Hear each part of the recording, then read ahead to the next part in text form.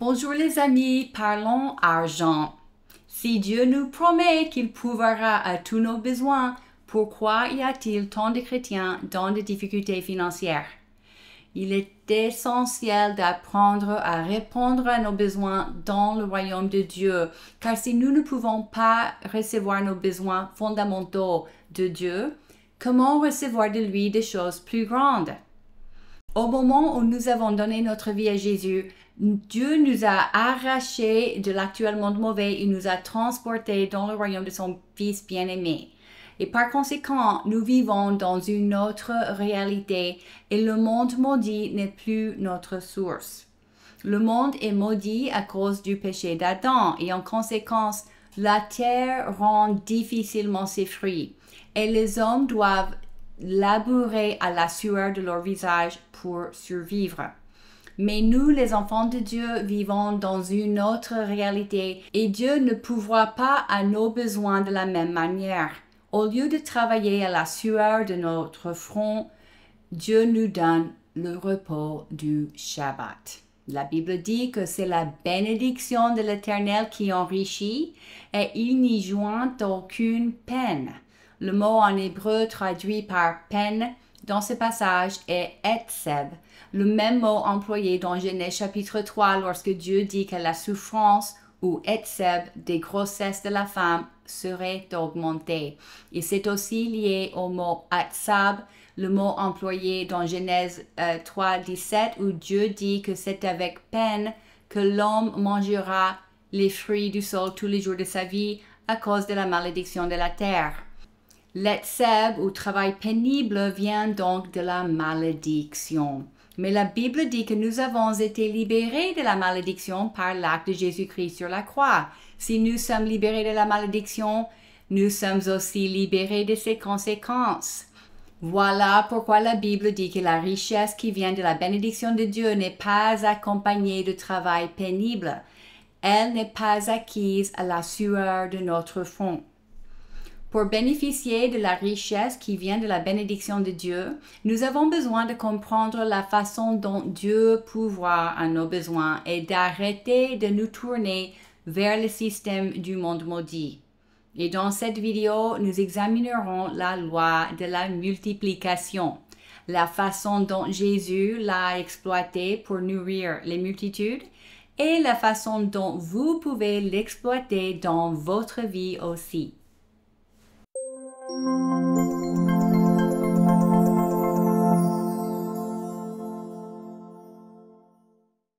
Ma vidéo sur le repos du Shabbat a suscité beaucoup d'intérêt et j'ai reçu plusieurs messages et courriels de personnes me demandant de parler davantage du repos sabbatique. Et nous avons vu dans ma vidéo sur le Shabbat que le repos du Shabbat est rendu possible grâce à la double portion du 6e jour. Nous avons vu que l'homme fut créé au 6e jour et il était censé vivre dans le contexte du 7e jour dès lors que Dieu a achevé son travail et assuré la pleine satisfaction de tous les besoins de l'homme. Puis Adam a perdu ce repos à cause du péché, à cause de la malédiction de la terre. Il a dû survivre à la sueur de son front. Puis Jésus-Christ nous a restaurés dans le repos du Shabbat. L'ombre de cette réalité est le Shabbat hebdomadaire, instauré dans le désert après la délivrance d'Égypte du peuple d'Israël. Dieu leur fournissait de la manne pour les nourrir. Et au 6e jour de la semaine, ils ramassaient une double portion de manne pour pouvoir se reposer au 7e jour. Dieu a fait cela pour leur apprendre à lui faire confiance pour leur subsistance au lieu de s'appuyer sur leurs propres efforts. Il voulait aussi faire comprendre la réalité du repos que le Messie rendrait à l'humanité plus tard. Par le moyen du Messie, Dieu a rendu à son peuple la double portion et l'a rétabli dans le repos du Shabbat. Nous n'avons pas besoin de travailler à la sueur de notre visage pour survivre. Nous avons la double portion, plus qu'assez. Nous n'avons pas besoin de demeurer en mode survie. Jésus-Christ est venu nous donner une vie abondante. Maintenant, examinons le mécanisme à travers lequel Dieu pourvoit à nos besoins dans son royaume pour pouvoir l'appliquer dans notre quotidien. Je l'appelle la loi de la multiplication car c'est le même principe que Jésus a exploité pour multiplier les pains et poissons pour nourrir la multitude. En fait, le miracle de multiplication est raconté dans l'Ancien et le Nouveau Testament. Et à part la résurrection de Jésus, c'est l'unique miracle raconté dans tous les 4 évangiles. Je dirais donc que Dieu veut que nous comprenions ce principe. Ceux qui ont lu mon livre ou ceux qui ont suivi mon cours en ligne sur la provision par le royaume de Dieu connaissent les circonstances très marquantes dans ma vie où Dieu a pourvu surnaturellement à mes besoins. Quand j'étais étudiante universitaire au Texas, je travaillais le soir comme serveuse dans un restaurant. Un lundi, avant d'aller au travail, j'étais désespérée. Je devais payer mon loyer le lendemain. Or, il me manquait $80 pour le compléter. Cela pourrait vous sembler peu, mais $80 en 1988 correspond à environ 200 € de nos jours. Pour une étudiante, c'était une somme considérable. Je me suis agenouillée devant le Seigneur et j'ai placé ma confiance en lui. Je n'avais aucune idée de la manière dont il allait m'aider pour mon loyer, mais j'avais confiance en lui. Puis je suis allée au travail. Il faut savoir que ce restaurant était vide le lundi soir. Normalement, il n'y avait qu'une petite poignée de clients et même pas dans ma section, car je n'étais pas la serveuse ayant le plus d'ancienneté, donc les meilleures tables m'étaient rarement assignées. Il était peu probable que je gagne le moindre centime de pourboire un lundi. Mais ce soir-là, un homme est entré seul dans le restaurant et il a demandé d'être assis dans ma section, la plus sombre et la plus retirée. Peut-être voulait-il être tranquille. J'étais reconnaissante d'avoir un client, ce qui était déjà hors du commun pour un lundi, mais je ne pouvais pas m'attendre à recevoir plus de 5 ou 7 $ de pourboire d'un seul client. Quoi qu'il en soit, je l'ai quand même servi avec la plus grande attention. Il a commandé une grande entrecôte et 5 bières. Son addition était de 40 $. Il a placé son paiement dans le petit livret prévu à cet effet et il m'a dit de garder la monnaie. J'ai pris le livret en le remerciant. Quand j'ai ouvert le livret dans la cuisine, j'ai vu qu'il m'avait laissé un billet de 100 $. C'est-à-dire qu'il m'a laissé un pourboire de 60 $. Je pensais qu'il s'agissait d'une erreur car il avait tout de même bu 5 bières. Donc je suis retournée à sa table pour lui demander. Il m'a répondu qu'il n'y avait aucune erreur et qu'il avait le droit de rémunérer un travail bien fait. Je l'ai à nouveau remercié et je suis rentrée toute contente à la cuisine. Quand il est parti, je suis allée débarrasser sa table et j'ai alors découvert qu'il m'avait encore laissé un billet de 20 $ sur la table. J'avais donc les 80 $ dont j'avais besoin pour compléter mon loyer. Cela veut dire que ce monsieur m'a laissé un pourboire de 200%, une somme totalement inouïe. Normalement, le pourboire d'un seul client variait entre 5 et 7 $. Dieu l'a donc multiplié par 12. Comment cela s'est-il passé? C'était juste une coïncidence? Pourquoi ai-je reçu exactement les 80 $ dont j'avais besoin, ni plus ni moins? S'agissait-il d'une coïncidence? Et si c'était la réponse à ma prière, il faut comprendre comment cela s'est produit, n'est-ce pas? Pour pouvoir le reproduire lorsque nous en avons besoin. À l'époque, je ne comprenais pas la loi de la multiplication. Ce n'était que quelques décennies plus tard que Dieu a commencé à me l'apprendre. Il y a environ 10 ans, un couple m'a sollicité la prière. Ils avaient de gros soucis d'argent et le mari n'arrivait pas à trouver un boulot. Ils étaient désespérés avec un tas de factures impayées. Ils avaient imploré Dieu, mais sans résultat. Ils avaient une idée très claire du genre de poste qui serait convenable pour lui, mais ils n'arrivaient pas à en trouver un. Quelques jours plus tard, lorsque je priais pour lui, Dieu m'a dit de donner une somme d'argent à un ministère pour qu'il puisse donner un poste à cet homme. J'étais perplexe. J'ai demandé Dieu, pourquoi ai-je besoin de donner de l'argent pour que tu puisses le donner un travail? Et Dieu m'a répondu, lorsque j'ai donné à manger à la multitude, un garçon a dû me donner quelque chose à multiplier. Toi, tu es le garçon dans cette histoire. Je n'avais jamais entendu cela auparavant. Toutes ces années où j'allais à l'église, je n'avais jamais entendu cela. Mais c'est là, dans la Bible. La Bible nous explique clairement que quelqu'un a donné des pains et des poissons à Jésus pour qu'il puisse nourrir la multitude. Captez cela. Jésus avait besoin que quelqu'un lui donne quelque chose à multiplier. Gardez cela à l'esprit et nous en reviendrons plus tard. Pour revenir à mon récit, Dieu était très précis sur la somme à donner, où la donner et comment la donner. J'ai obéi et quelques jours après, le couple jubilait. Mon ami avait été embauché pour le type exact de poste pour lequel ils avaient prié. C'est énorme. Ce principe est très puissant. Disséquons donc les multiplications dans la Bible pour comprendre ce qui s'est passé. Commençons par le passage dans Jean chapitre 6. Jésus leva les yeux et vit une grande foule venir vers lui. Il a dit à Philippe, « Où achèterons-nous des pains pour que ces gens aient à manger ?» Il disait cela pour le mettre à l'épreuve, car lui-même savait ce qu'il allait faire. Philippe lui répondit, « Les pains qu'on aurait pour 200 pièces d'argent ne suffiraient pas pour que chacun en reçoive un peu. » Un de ses disciples, André, le frère de Simon-Pierre, lui dit, « Il y a ici un jeune garçon qui a 5 pains d'orge et 2 poissons.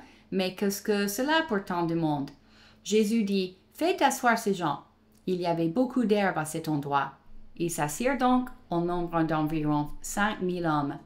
Jésus prit les pains, remercia Dieu et les distribua à ceux qui étaient là. Il leur distribua de même les poissons, autant qu'ils en voulurent.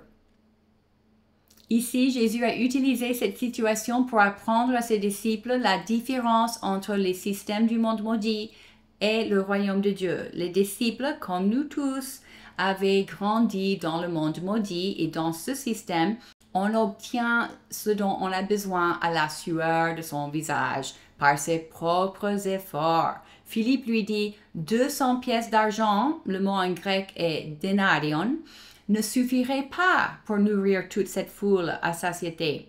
Un dernier romain équivalait à une journée de salaire. Philippe disait qu'il faudrait travailler au moins 200 jours, soit presque 7 mois, pour gagner assez d'argent pour nourrir la multitude. C'est comme ça qu'on fait les choses dans le système du monde maudit. Mais Jésus l'a accompli différemment, sans besoin d'aller travailler pendant 200 jours. Examinons comment il l'a fait. Vous remarquerez que les miracles de multiplication dans la Bible suivent tous le même schéma. Il y a l'exemple du prophète Élie qui a multiplié la farine et l'huile de la veuve à Sarepta. Nous avons l'exemple du prophète Élisée qui a multiplié l'huile d'une veuve. Et nous avons 2 exemples où Jésus l'a fait, une fois pour nourrir une multitude de 5000 hommes en plus de femmes et enfants, et une autre où il a nourri une foule de 4000 hommes. La première chose que Jésus a faite est de demander ce qu'ils avaient. Lisons ce détail dans le récit dans Marc chapitre 6. Comme l'heure était déjà bien tardive, ses disciples s'approchèrent de lui et dirent, « Cet endroit est désert et il est déjà tard. Renvoie-les afin qu'ils aillent dans les campagnes et dans les villages des environs pour s'acheter du pain, car ils n'ont rien à manger. » Jésus leur répondit, « Donnez-leur vous-même à manger. » Mais ils lui dirent, « Faut-il aller acheter des pains pour 200 pièces d'argent et leur donner à manger? » Il leur dit, « Combien de pains avez-vous? Allez voir. » Ils s'en assurèrent et répondirent, « 5 et 2 poissons. » Tout commence donc au moment où nous prenons conscience d'un besoin et où nous nous tournons vers Jésus. Les disciples ont dit à Jésus, « Ces gens n'ont rien à manger, ils ont besoin de nourriture. » Et Jésus leur demande, Combien de pain avez-vous? Allez voir. Notez que Élisée a fait la même chose. Dans 2 Rois chapitre 4, lorsque la veuve lui dit qu'elle avait besoin d'argent pour payer le créancier, Élisée lui a répondu, « Que puis-je faire pour toi? Dis-moi, qu'as-tu chez toi? » C'est ce que Dieu m'avait expliqué lorsqu'il m'a demandé de donner une somme d'argent au ministère. Il avait besoin de quelque chose à multiplier. Comprenez ceci. Ce dont vous avez besoin dans le domaine naturel existe ici sur Terre. Il n'existe pas au ciel, il existe ici sur Terre. Que vous ayez besoin d'une voiture, d'une pompe à chaleur, d'un aspirateur, de vêtements ou d'argent pour payer vos factures, tout cela existe dans le monde. Et Dieu ne va pas juste le faire apparaître du néant. Il a besoin d'avoir quelque chose à multiplier. Mais pour pouvoir le multiplier, il faut que cette chose lui appartienne, qu'elle soit placée sous sa juridiction légale. Dieu ne peut pas la voler. Il est un Dieu légal. Il ne peut pas se l'approprier illégalement. Quelqu'un doit la lui donner volontairement. Ensuite, Jésus a pris les pains et les poissons et les a bénis. Jean dit que Jésus remercia Dieu et Marc dit que Jésus leva les yeux vers le ciel et prononça la prière de bénédiction. Bénir signifie mettre à part pour un propos divin. Lorsque Jésus a béni la nourriture, elle est passée d'un gouvernement à l'autre, du royaume des ténèbres au royaume de Dieu. À partir de ce moment-là, la nourriture se trouve dans la juridiction légale de Dieu et cela donne à Dieu le droit d'en faire ce qu'il veut. Si le garçon avait simplement commencé à distribuer ses pains et poissons à la foule sans d'abord les donner à Jésus, il serait resté dans le monde maudit et Dieu n'aurait pas le droit légal d'y accéder pour les multiplier, vous voyez? La même chose s'est passée dans le cas du prophète Élie. Il a dit à la veuve de lui donner une portion de sa farine et de son huile en premier. Elle en a fait un pain et elle l'a donné à Élie avant d'en faire un pour elle et son fils. Élie était un représentant de Dieu. Alors, en lui donnant le pain, il s'est placé sous la juridiction du royaume de Dieu. Et celle n'avait pas obéi et au lieu de cela avait fait un pain d'abord pour elle et pour son fils, Dieu n'aurait pas pu multiplier la farine et l'huile. Une fois que nous avons donné quelque chose à Dieu à multiplier, il faut rester attentif à ses instructions. Dans l'exemple de 5000 hommes, les récits de Luc et Marc disent que Jésus les a fait asseoir par groupe de 50 et 100. Le prophète Élie a dit à la veuve à Sarepta de faire un pain avec une portion de sa farine et de son huile, d'abord pour lui et ensuite pour elle et son fils. Élisée avait dit à la veuve dans 2 Rois d'aller demander plein de récipients vides à ses voisins, de s'enfermer dans sa maison avec ses enfants et de remplir tous les récipients d'huile. Les voies de Dieu diffèrent des voies du monde et pour subvenir à vos besoins, il a des plans spécifiques. Vous avez besoin d'en prendre conscience. Dieu a maintes manières de nous parler. Il peut nous parler à travers les impressions, la Bible, d'autres personnes, les rêves, les visions, ou même des visitations au savoir audible. Parfois, il utilise des circonstances ou des éléments autour de nous pour communiquer avec nous. Dans une autre vidéo, je donne un exemple où j'ai demandé à Dieu une confirmation au sujet de mon business, si je devais continuer ou non. Et il a utilisé un arbre mort tombé sur le côté pour me transmettre un message. Non, l'arbre ne m'a pas parlé, évidemment. Je veux dire qu'il a utilisé l'arbre pour illustrer quelque chose qu'il voulait me communiquer. Tout ça pour dire, une fois que nous nous tournons vers Dieu et lui soumettons notre requête et nous lui donnons quelque chose à multiplier, il faut rester attentif.